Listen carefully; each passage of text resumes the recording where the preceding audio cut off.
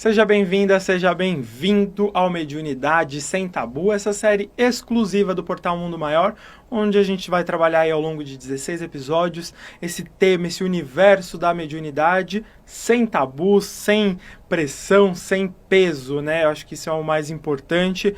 Eu sou Ricardo Guelph, aqui do Marketing da FEAL, Fundação Espírita André Luiz, trazendo para você ao longo desses episódios, comunicadores. Então eu estarei aqui com Celina Sobral, Walter Falei de Júlio, Roseli Aparecida, e no episódio de hoje estou aqui com Tânia Carvalho, ela que é comunicadora e expositora espírita.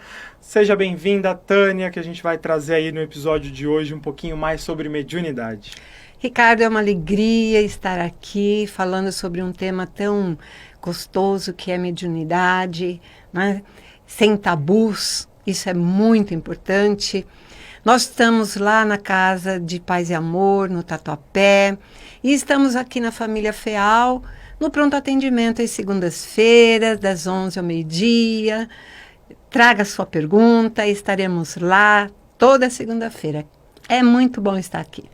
Então, mais uma vez, agradecendo a sua participação, aqui o seu tempo, o seu conhecimento. A Tânia, que é também autora, né, das obras Deixe-me Partir, também da obra O Despertar da Mediunidade, como lidar com a mediunidade em crianças e jovens, ambas as obras disponíveis na loja Mundo Maior. Então, entra lá, mundomaior.com.br. Então, hoje a gente vai falar, né, mais aí desdobrando esse tema de mediunidade, perigos e inconvenientes da mediunidade. Esse nome aí tão extenso, a gente pode entender um pouco. Eu vou traduzindo ao longo das perguntas, né, essas dúvidas. Eu já trago, né, essa primeira dúvida sobre esses perigos e inconvenientes. Uma pessoa que não sabe que é médium, não sabe o que é mediunidade, o que é espiritismo, tem pouco contato, né, com o espírito, e viveu uma experiência mediúnica, ela pode achar que está louca, Tânia? Você diz, pode achar? Pode. Mas na minha experiência, que não é curta, eu estou no curso de médium como coordenadora desde 1980. E normalmente as pessoas que nos chegam vieram buscando ajuda da casa espírita. Normalmente, ou porque ela própria ou algum familiar apresentou alguma descompensação aí, seja energética, emocional, espiritual. E muitos dizem assim, até casa espírita eu procurei. E aí acabam fazendo tratamento, se sentindo bem, sendo convidados a participar dos cursos, se agregam aos cursos, que é muito importante que assim seja, porque conhecereis a verdade e ela vos libertará. Jesus já nos falou isso há 2000 anos. Então, na nossa experiência no curso de médium, esses ditos alunos, né, porque sempre há um aprendizado para todos nós, normalmente eles dizem, Tânia, eu venho porque eu estava ouvindo meu pai, que já desencarnou, eu vejo de vez em quando a minha avó, eu fico feliz com isso. Então, nunca ninguém chegou-me, que há muitos anos, e se acreditava louca, mas achando que estava meio fora da curva, precisava de um ajuste, né? Então, isso é muito comum. Mas é importante lembrar que a mediunidade, ela não vem para inconvenientes e nem vem para nos desequilibrar. Pelo contrário, ela é uma ferramenta de trabalho. Quando nós preparamos a nossa reencarnação, e isso podemos contar com a ajuda do nosso anjo guardião, de algum familiar querido, de alguém que avalize nossa reencarnação, aí já é um espiritão, como eu digo, né? A mediunidade estará no nosso currículo. Eu digo, no nosso plano de voo. Porque a reencarnação, nós precisamos de um plano de voo. E temos que segui-lo para nos dar bem. Então, a mediunidade é uma tarefa a mais. É um instrumento a mais de que o médium vai dispor para lidar com as suas próprias imperfeições, ao mesmo tempo que nós colaboramos com alguém que está ao nosso lado. Depois de Chico Xavier, o Espiritismo ele se escancarou. Então, até quando nós conversamos com pessoas de outras religiões, eles já têm a nossa linguagem. Reencarnação, outras vidas, karma, não é? Verdade. Lei de ação e reação. Então, eu acredito que devemos procurar a casa espírita se estivermos nos achando que estamos ficando meio lelé. Eu achei interessante, né, que você falou dessa coisa um pouco fora da curva, né, que algumas pessoas se sentem. Eu pergunto, é possível que a mediunidade esteja descontrolada? Por exemplo, um médium pode estar na rua, no trabalho e começar a ouvir ou ver espíritos, e até que ponto isso pode prejudicar o dia a dia, né, desses médiums? Olha, acontece muito. Na nossa casa espírita, ao longo de todos esses anos que nós lá estamos, nós já vimos, eu acho que de tudo. E normalmente, agora me lembro de uma menina que chegou mais ou menos com 15 anos. Era uma menina muito desequilibrada, esquelética. Os pais, sem saber o que fazer, trouxeram-na e ela apresentava assim um olhar que ela olhava lá para diante, ela não tinha um olhar de presença. Ela estava constantemente envolvida por espíritos desequilibrados. Então, nós tivemos que ajudá-la e muito. Várias vezes na semana ela vinha para o passe, íamos até o seu lar fazer o evangelho no lar, ajudá-la nessa tarefa. E hoje ela é uma trabalhadora incrível na nossa casa. Passado tantos anos, ela manteve-se. Porque o médium, quando ele vem com uma mediunidade ostensiva e com tarefa, ele pode sim se defrontar no dia a dia com desequilíbrios. Nós somos humanos. Aliás, adoramos ser humanos. Nós adoramos ser humanos. A gente diz assim, na próxima vida a gente conserta isso. Agora eu não consigo. Não, mas nós não temos mais tempo. Nós temos que trabalhar bastante. Então, quando a pessoa está aí na rua, ela pode ouvir espíritos? Pode. Quantas pessoas, principalmente depois da pandemia, nós observamos, você está dirigindo, vê pessoas falando sozinhas. Não estão com fone de ouvido. Estão dialogando com alguém. Invisível para nós, mas visíveis para elas. E não são só alcoolizados, que isso pode acontecer, não é? Mas para pessoas que até nos bairros elas tornam-se já corriqueiras, é do conhecimento. No meu bairro existem algumas pessoas assim, que a gente vê com frequência andando, falando sozinha e falando com, sabe Deus com quem. E muitas pessoas que vêm de fora acreditam, né, que vai nessa primeira pergunta, que elas são loucas, né, olhando Sim, sempre já carimbam. Essa pessoa é uma desequilibrada. Mas quando ela é levada ou para um hospital, porque uma pessoa quando chega nesse nível, ela já precisa de tratamento psiquiátrico, aliado a um tratamento espiritual. Aí sim teremos sucesso. Então, é importante que aquele que conhece, ou que sabe, ou que chega na sua casa, que nós sempre tenhamos esse cuidado também. Como nós fizemos com esse exemplo que eu citei. Além do tratamento da casa espírita, o tratamento médico, o tratamento psicológico e o psiquiátrico, dependendo do grau de necessidade. Como lidar com essas questões, né, de saúde mental e mediunidade, e como as pessoas ao redor, familiares, amigos, podem acolher essa pessoa que está ali com esses sintomas de mediunidade nesse início? Como que seria esse Nesse caminho? início, eu sempre digo que a casa espírita é o melhor local. E nós, inclusive, esse livro que você fez aí, a apresentação gentil para os nossos queridos que nos sintonizam, ele surgiu em função desse pedido dos pais para que escrevesse algo mais prático, porque se ele chega na casa espírita, tem que fazer curso, tem que ler livro dos espíritos, livro dos... Ela não vai fazer isso. A princípio, não. Ela nem tem condições para isso.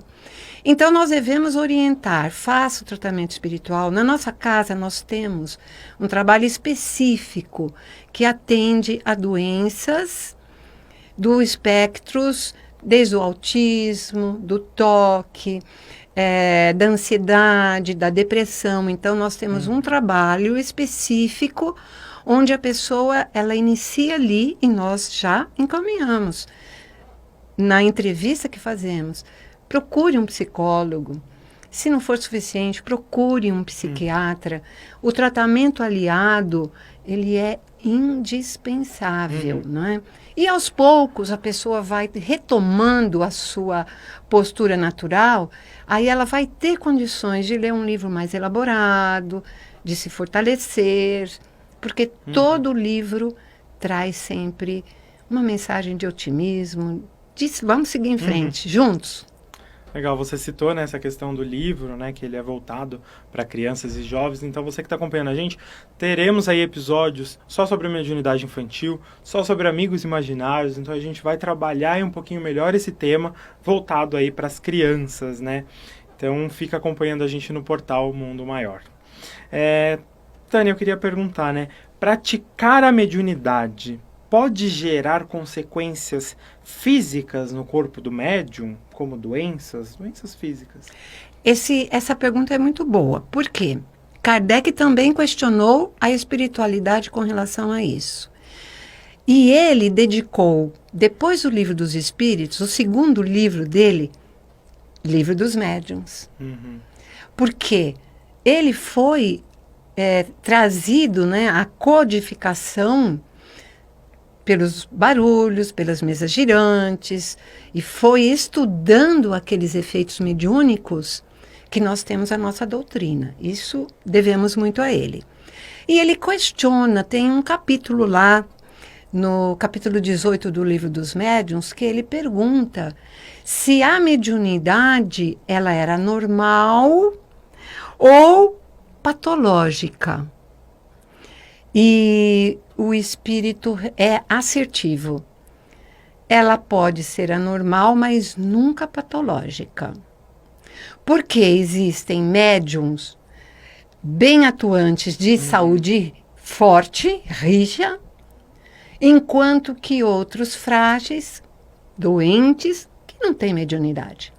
Então, eu diria mais que a pessoa que detém esse sexto sentido e ele não é utilizado, seja de alguma maneira, ele tem que canalizar essa energia para o bem. Porque a mediunidade, esse sexto sentido, ele nos é dado para que nós possamos fazer veicular essas energias de lá para cá, de cá para lá, e nessa troca nós vamos evoluindo, nós vamos nos abagajando de coisas importantes. Então, uma água parada, ela atrai moscas, pernilongos, dengue, coisas ruins. A mediunidade não exercida ou não direcionada para uma ação social, para um trabalho comunitário, algo a mais, porque ela vai usar esse instrumento de uma outra maneira, mas ela tem que usar, porque senão ela pode sim se desequilibrar, né?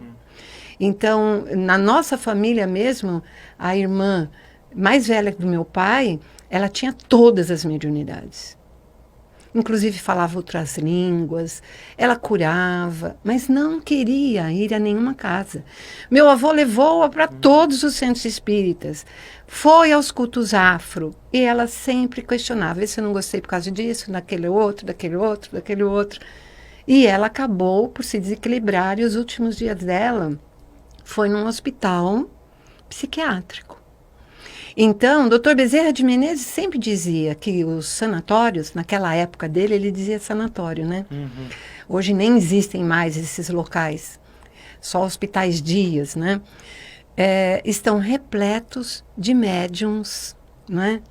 que poderiam, através do exercício da bondade, da caridade, do uso dessa ferramenta, não estariam aí. Então, precisamos, sim, trabalhar a mediunidade, porque ela nos é dada como um dom. E dele teremos que dar contas, como tudo que recebemos na nossa vida. É interessante, né? Porque a gente nem imagina as relações que esses temas podem ter, né? Tânia, como um médium ele consegue distinguir se um espírito que ele está tendo contato é um espírito bom ou é um espírito ruim? Como que o médium ele consegue distinguir essas energias? Se for um médium iniciante, ele vai perceber logo, porque no início mediúnico, como a criatura ela não sabe como lidar com isso, ela vai se desequilibrar e mediunidade é sintonia. Então, quando nós estamos desequilibrados, nós vamos sintonizar com espíritos desequilibrados. Infelizes, eu diria. Que estão aquém, que precisam modificar-se, como nós precisamos nos modificar. Então, no início mediúnico, eu digo isso também lá no grupo onde nós dirigimos o curso de médiuns. As comunicações serão daqueles espíritos que estão convalescentes. Mas num curso, quem traz esses espíritos convalescentes na espiritualidade são os espíritos bondosos que cuidam daquele curso. Então, não acontece nada de desagradável para o aluno ali, na condição de aluno. Então, no princípio, as comunicações são simples. Normalmente eles relatam que estão sofrendo, que estão arrependidos, que gostariam de ter feito diferente. Não trazem, assim, muito conteúdo de orientação, e sim buscam orientação. Então, o início mediúnico, por conta da sintonia, ele é mais, assim, desafiador. E também meio frustrante, porque a gente quer já ser um Chico Xavier. Mas não queremos passar o caminho que Chico Xavier passou. As dificuldades que ele enfrentou. Os embates vibratórios que ele enfrentou. Porque ele, antena parabólica. Hoje acho que essa palavra já é inadequada. Hoje é uma mídia social diferenciada. E como nós poderíamos dizer, você que é jovem? Essa relação, né? Acho que até eu sou dessa época da antena e a gente usa bastante essa analogia, né? Com o Chico, que ele fala, né? Dessa antena, dessa transmissão do telefone, né? Que toca de lá para Hoje cá. A linguagem, né? Para se falar com o jovem, acho que... Tem que ser diferente. Né? Com os jovens a gente fala, né? 15, né? 20 anos. Já eles não viveram, né? Esse trecho. Então é interessante essa linguagem, mas das redes sociais, esse sinal de Wi-Fi. Isso, precisa de um Wi-Fi poderoso. Dessa transmissão com de muitas sinal. megas, não é? É interessante porque você falou dessa trajetória, né, do Chico, desse percurso, e o quão Chico, ele era, né, grandioso, mas com humildade. E acho que entra, né, a próxima pergunta. Médiuns vaidosos que se sentem que são especiais por terem contatos com os espíritos, isso pode prejudicar o trabalho mediúnico desse médium e a comunicação, né, dos espíritos? Muito, muito. Porque mediunidade é ferramenta de trabalho. Isso já envolve, uma ajuda. Temos que dar conta dela. Os médiuns vaidosos, eles vão atrair espíritos vaidosos. E isso vai num crescente, é uma bola de neve. É muito interessante um livro que quem trouxe para nós foi o Emanuel Cristiano, o Espírito Nora. Aconteceu na Casa Espírita. É muito interessante. Quem não leu, eu recomendo que leia. Principalmente dirigentes de casas espíritas. Porque ali nós temos uma riqueza de informações, principalmente com relação a isso, Ricardo. Existe lá, nesta casa hipotética, né, que pode ser qualquer casa espírita, se a coordenação da casa não mantiver os padrões necessários na ligação com os espíritos mentores da casa, receber a orientação e sermos minimamente evoluídos, né? Porque evoluídos, em mundo de transição, nós somos muito solicitados e é bem complicado. Mas nesse livro, Emmanuel Cristiano psicografa, a Nora traz através dele uma casa onde uma médium, Maria Souza, ela era uma passista, mas ela queria ser uma passista de cura, daquelas que, uau, curas instantâneas. E os espíritos que queriam envolver de alguma maneira e não conseguiam brechas, encontram nessa sua vaidade uma portinha para derrubar o alicerce daquela casa. E o que eles tramam? Que as pessoas que procurassem a casa espírita, envolvidas com espíritos infelizes, os espíritos amigos desses obsessores iriam, na hora do passe, retirar imediatamente o espírito obsessor daquele que procurava a casa, o assistido. E instantaneamente a pessoa já se sentia aliviada. Terminava o passe, beijavam a mão dela e dizia: a senhora é uma santa. Eu entrei aqui péssima, estou ótima.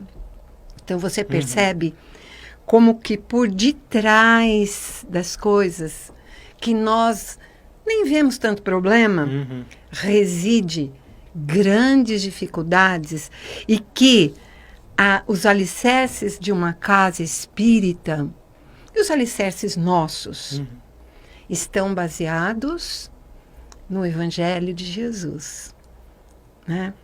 E o que ele deixou para nós, e que Kardec resumiu: a bandeira do fora da caridade não há salvação. Caridade para conosco, em primeiro lugar, e caridade com o próximo, e que a gente tenha olhos de ver esse próximo, não é? A gente trouxe, né, ao longo desse episódio, falando dos inconvenientes, dessas questões de saúde, das questões do médium. Eu queria que você concluísse, né, esse assunto, esse tema hoje, deixando uma mensagem, né, para o trabalho que deve ser exercido e essa trajetória que a gente até citou na questão do Chico. Como essa trajetória que a gente precisa trabalhar? É muito importante a gente ter o Chico, para mim, principalmente... que sou contemporânea, estive lá, conheci ele pessoalmente, muito embora à distância, mas ele, com o seu bom proceder, ele tinha uma aura, né, uma energia que o envolvia, porque nós todos temos uma aura, que é produto do nosso pensamento, né, e quanto melhor nós agirmos no bem, mais ampla é essa energia. Então, quando nós íamos lá no centro da prece, nós éramos envolvidos naquela energia, que foi conquistada a duras penas, não é? Ele, desde muito cedo, sofreu demais. Quem assistiu o filme, né, do Chico, bem viu isso, as suas dificuldades, não é? Então, não queiramos só ser bons médiums, no sentido de que, uau! Mas sermos bons médiuns no sentido de atrair bons espíritos, e isso só se faz mediante uma conduta minimamente cristã. Que, de uma vez por todas, nós nos decidamos a cada dia, um dia de cada vez. Como os dependentes químicos falam, né, lá no AA, no NA. Só por hoje vamos nos esforçar e ser um pouquinho melhores. Queria agradecer aqui a sua participação, Tânia, por ter trazido esse seu conhecimento, esse tempo. Eu queria que você deixasse uma mensagem final aqui para o pessoal, agradecendo essa participação. E para a gente concluir hoje, agradecer também você que está participando do episódio de hoje. Olha, esses episódios vão lhes ajudar muito. Vai despertar. Eu acredito que todos que aqui vierem vão trazer algo que vai tocar o seu coração. E você vai gostar de abraçar a nossa doutrina nos seus aspectos mediúnicos, valorar o trabalho dos médiums. E se você é médium, exerça esse instrumento da maneira melhor que você puder. Porque a mediunidade que te distingue será o bem que você espalhar. Mais uma vez agradecendo, Tânia, agradecendo você que acompanhou a gente. Quer acompanhar mais desses episódios, descobrir um pouquinho mais desse universo da mediunidade aí sem tabu, acompanhe a gente no portal Mundo Maior. Até o próximo episódio. Obrigado.